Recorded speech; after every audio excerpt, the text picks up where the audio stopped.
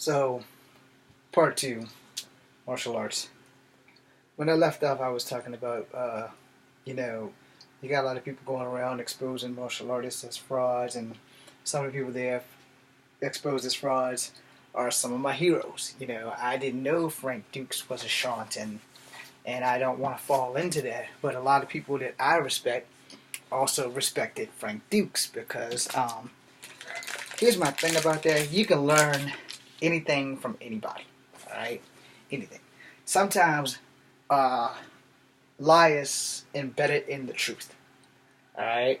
So, which is why when I tell people, I try to give you 99.9 because I'm pretty sure that you can't handle the whole 1,000% of the truth. There is a big ass groundhog outside. I'm sorry, I totally distracted. That was like not something that needed to be. Okay, you guys, I don't want you to think I'm lying. I don't know if you'll be able to see it, but over there by those bird feeders,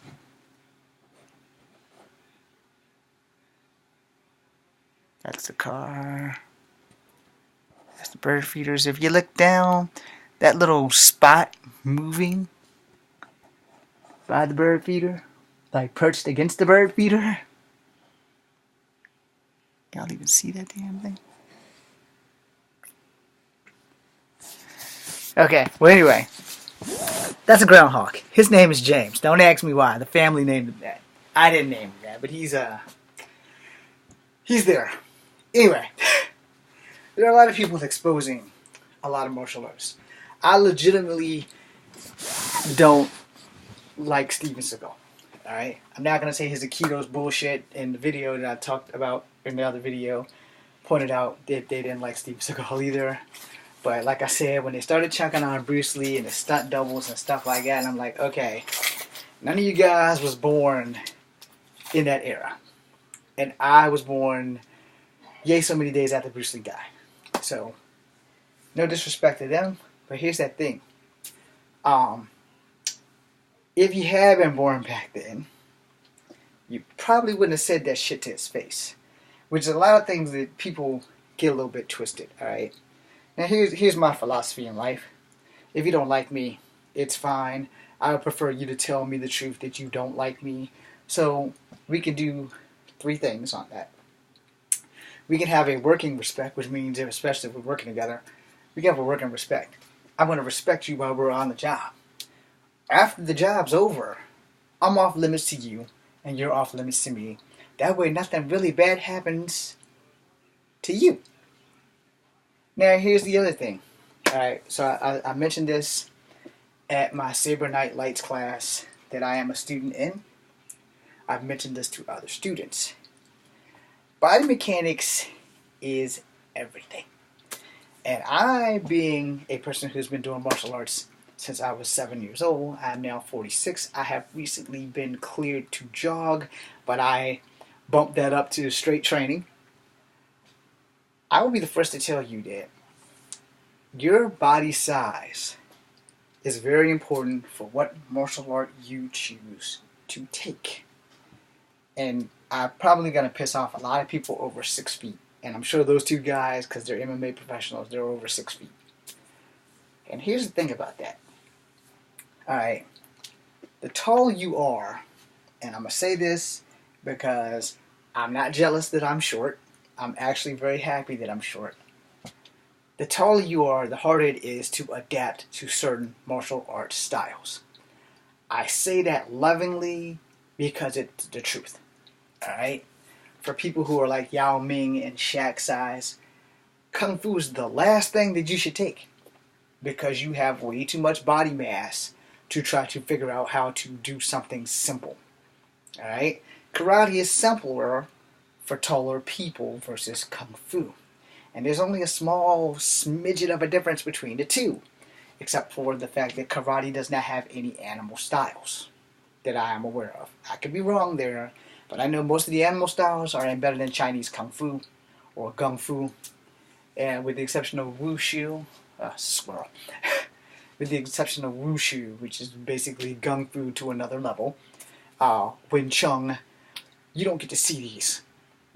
You see some of them in movies, but you don't get to literally see them at their best. Because now, as I said in the other video, Wushu and Wing Chun and most of the animal styles have become franchised. So they're like, if you want to do them, they're good for movies, because you know if you break into tiger, and that was more crane, but if you break into tiger, it should be here. But if you break into tiger here, you know, it's like, you know, but there's no special effects, this is live. But if you break into tiger, it's really good for movies, okay? Because everybody's like, oh, he's doing the tiger. If you break into this tiger, which it's actually crane, because you start here, but you can start there in tiger. What I'm saying in a nutshell is that all martial arts styles relatively is kind of like wrestling. Wrestling only really has 3 basic moves, and no one's really aware of them. All of your bumps come from either a slam or a suplex. And it's hard, the DDT is just a face suplex. You know? Now the other moves, like the lucha libre and the flying moves, they aren't in that level of what I'm speaking of. Because a body slam, you have the jackknife, which is a power bomb, you know, sit down power bomb, still a body slam. It just looks cool because it's not your traditional scoop slam or your gorilla press slam and shit like that. Martial arts, same damn thing.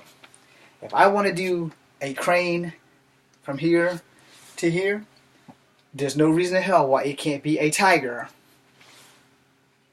Okay? There's no reason for it. It can't be an eagle. You know? There's no reason why it can't be a snake. It can't be mantis. It can't be the dragon. Yes, it can. Because all of those moves are in each level of martial arts.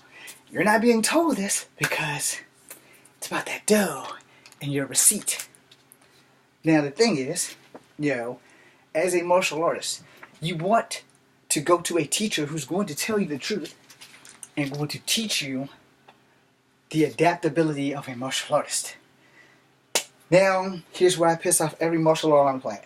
Every one of you are about to be mad at me and are going to give me the finger. Every last one of you. So I'm going to tell you the truth. Everyone on earth knows martial arts. It just needs to be unlocked from your potential. This is why you come to senseis. And this is why you adapt your own personal style from what they teach you.